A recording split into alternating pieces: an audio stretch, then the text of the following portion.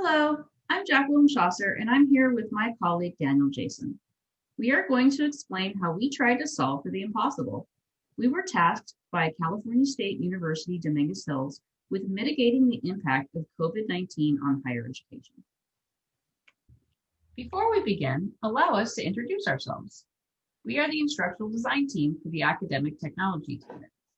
Just us two. I have over 20 years of experience in education and instructional design.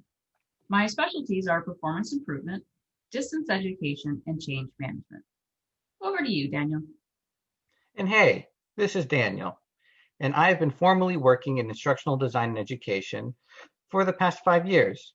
My specialties include curriculum design, educational technology, and content development. But don't let those titles fool you. Daniel and I have worked hand in hand to analyze, discover, and develop a solution to the problems we found as a result of this forced transition to a distance education environment. So what was the problem? Well, Jacqueline and I were brought onto the team to address the forced transition due to the COVID pandemic. The campus was shut down, and regardless of the subject faculty were teaching, everything had to be delivered online. It is and continues to be a true crisis for the academic community. Now, how did we get started on this project? Well, basically, we rolled up our sleeves. We started having individual consultations with the faculty and talking to them. And what did we find? Frustration. The students were frustrated, the faculty were frustrated. We saw a vast disparity in their attitudes towards the transition, in their technological skills, in their experience even teaching in an online environment, and even in the suitability of the subject that they were supposed to be teaching in an online environment. It was kind of a hot mess. So what did our analysis boil down to? Well, considering the world was flipped upside down for the academic community, we identified three main issues. The first one is what I like to call the paradigm shift. It's basically that online teaching is very different than teaching in person, and that people were having trouble with the transition due to lack of appropriate resources and skill sets. The second major issue we had to tackle was the attitude towards the transition. While some faculty embraced the change, others assumed it was just a temporary problem that would eventually go away, that there was no point to learn something new. We identified that this was a change management issue that had to be addressed. And our final issue was that nothing could be mandated. With the public sector, we couldn't dictate a solution. We could only suggest and recommend. Nothing could be standardized. To put it simply, we could put out the water, but we couldn't make the horse drink. So, how did we end up addressing this problem? Well, we continued to conduct these individualized faculty consultations so that we could educate them and train them in distance education best practices, as well as analyze what was unique to their subject so that we could help them really come up with a customized solution for how they were going to approach teaching their class online. We didn't want them drinking from the fire hose.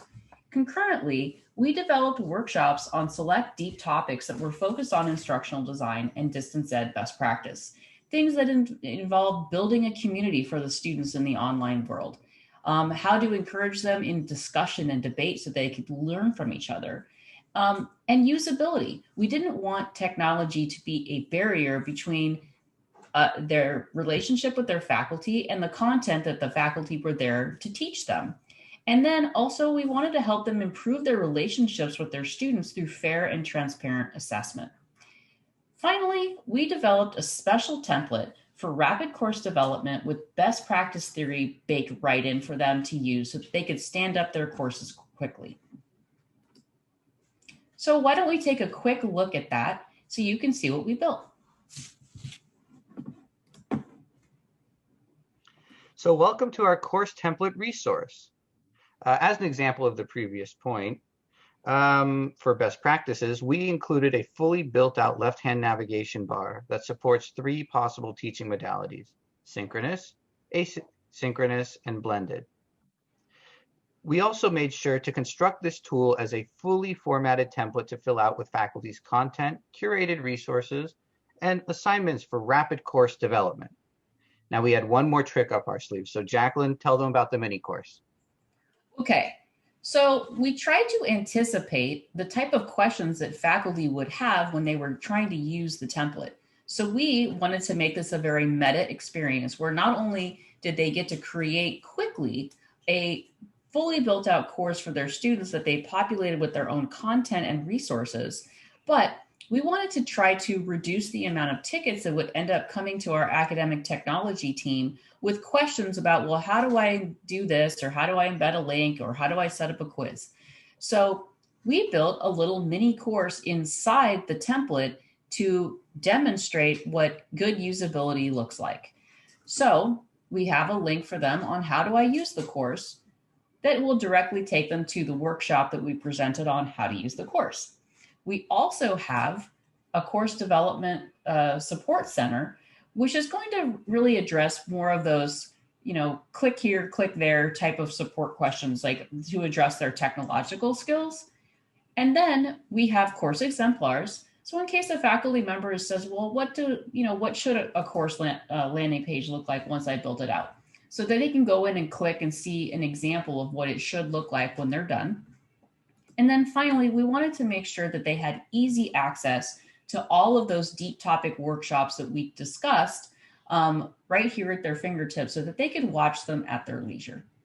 And that is the little mini course that we embedded inside for them. Thanks for joining us. Our contact info is listed below. And we're here to help. Please reach out to us. We are happy to offer our support to your organization during this time of transition.